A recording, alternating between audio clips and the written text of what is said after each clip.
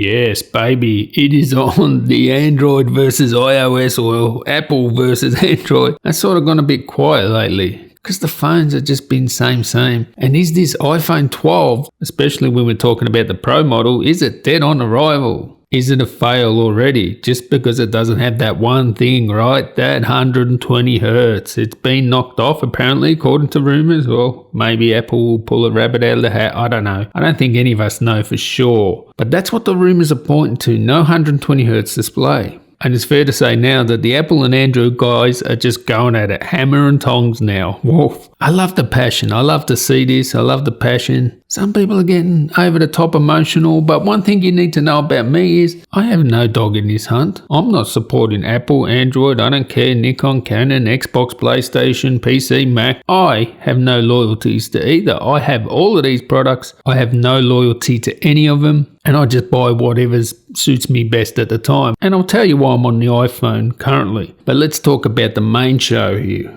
Is the Pro version of the iPhone 12 a failure if it doesn't have 120 hertz? Is it dead in the water? Well, what I'm about to say now is my opinion, so don't get emotional about it. It's neither right or wrong. It's an opinion. You can have an opinion that's contrary, that's fine. But to answer the salient question here, no, it makes no difference. I'll get into why. Now, first of all, do I want the iPhone 12 Pro to have 120 hertz? Well, yes, I do. 100% there. I want it to be able to be turned on and off because for me, if it affects the battery life too much, I'll turn it off straight away. Like 100%, like you can guarantee. Like for me, high refresh rate on the phone. I mean, I'm all about high refresh on my gaming PC, but on my phone, battery life is more important to me. That's just me. Maybe to you it doesn't matter.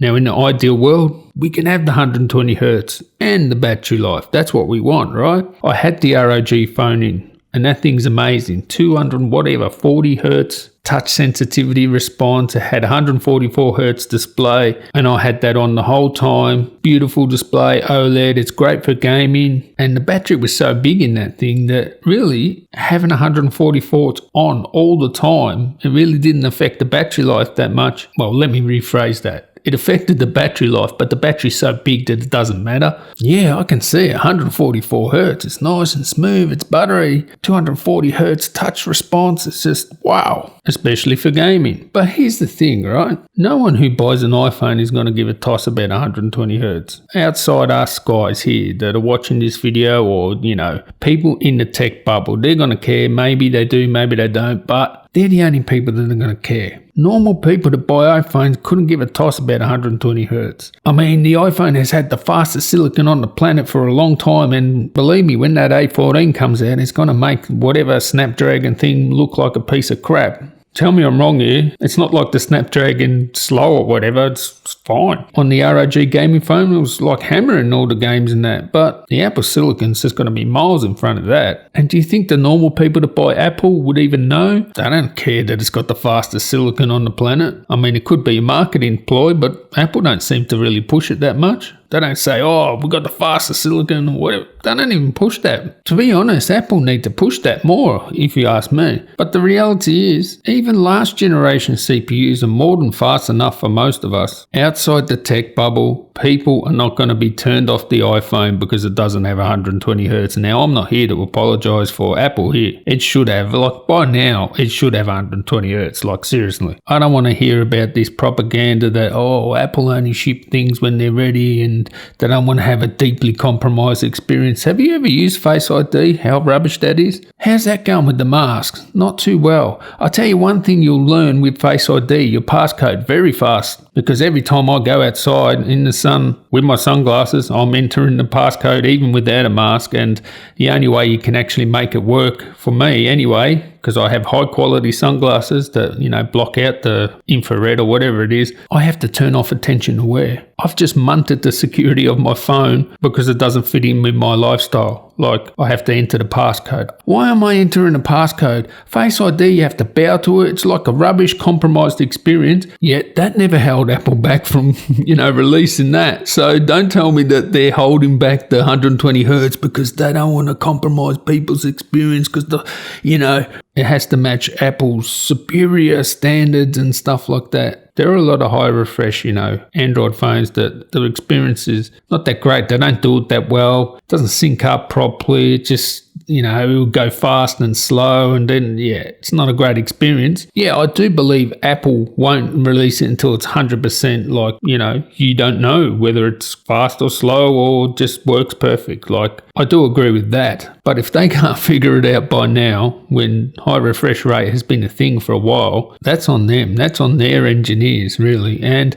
if it is for supply reasons, like they couldn't get the parts for it, which has been rumoured, that's fair enough. I will cop that. But at the end of the day, it's going to make zero difference. And is the Pro worth it? Will the iPhone Pro be worth it over the normal model? And I say yes. Even without 120 Hertz, I think it's going to be worth it. I'm just going to put it in laptop terms because I review a lot of laptops. If you're going to tell me, and this relates directly to the iPhone, I'll circle back to that in a sec. But if I'm going to get a laptop that has a superior build quality, like the Pro does over the iPhone 11 with, aluminium versus stainless steel. So this laptop has superior build quality, has a better webcam because you get the extra camera with the Pro version. Is that going to be the same this year? Well, if it is, you get a laptop with a better webcam. You get a laptop with more RAM. You get a laptop with better connectivity because maybe there's 5G in the Pro model, maybe there's not. But the Pro models usually have 4x4 Wi-Fi 6 versus 2x2 on the just regular iPhone 11 or iPhone 12 regular one. We'll probably have 2x2 versus 4x4 on the Pro versions. If you're going to tell me I'm getting all those extra features in the laptop and it's like $250 extra,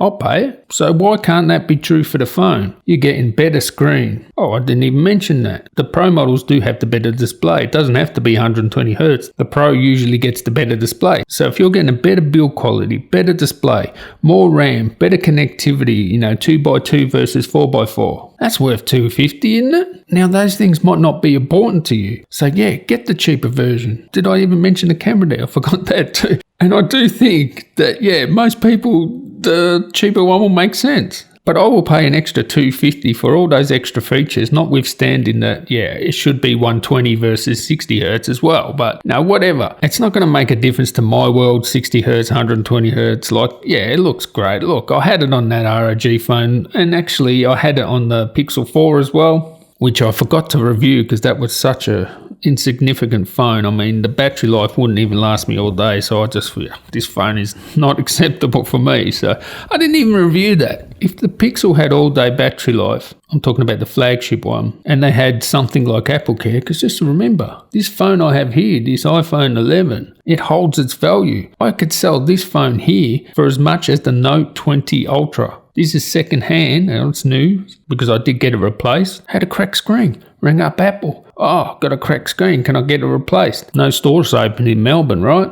Oh, we'll send you a new one. Sweet. That's why I love Apple Care. That's why I buy Apple, because of Apple Care and because of the value the actual phone retains. Like my girlfriend has a Note 10. That is worthless now. Like you get like $500-$600 or something like that for it. This iPhone, I can sell it for like $1,500 now in Australia, which is like, I don't know, $1,000 because I got the upgraded model or whatever. That's how much the iPhone holds its value. So for me, 120 Hertz, I'll probably turn it off if it affected my battery life anyway. I do like high refresh displays, but I don't care. Like my XPS 15 MacBook Pro, do I care that it's 60 Hertz? No, I just want high quality display. On my phone, would I prefer it to 120 Hertz? Yeah, sure. As long as it doesn't affect battery, sure. If it has both, good battery life and 120 Hertz, love it. But I don't think it's going to make any difference to anyone who's going to buy an iPhone, whether it's 120 Hertz outside the sort of tech sphere here. We're all in this bubble and we all know the specs and that sort of thing. And then, you compare apples and oranges because really they are. So anyway, is it dead on arrival? Nah, they're still going to sell a ton of these. I don't think anyone's going to care that it's not 120 Hertz other than, people in these tech bubbles. And Apple, you need to lift your game. I'll give you the tip there. But at the end of the day, I don't think it's even going to make a difference at all. So anyway, I'll catch you in the next one. Tally ho.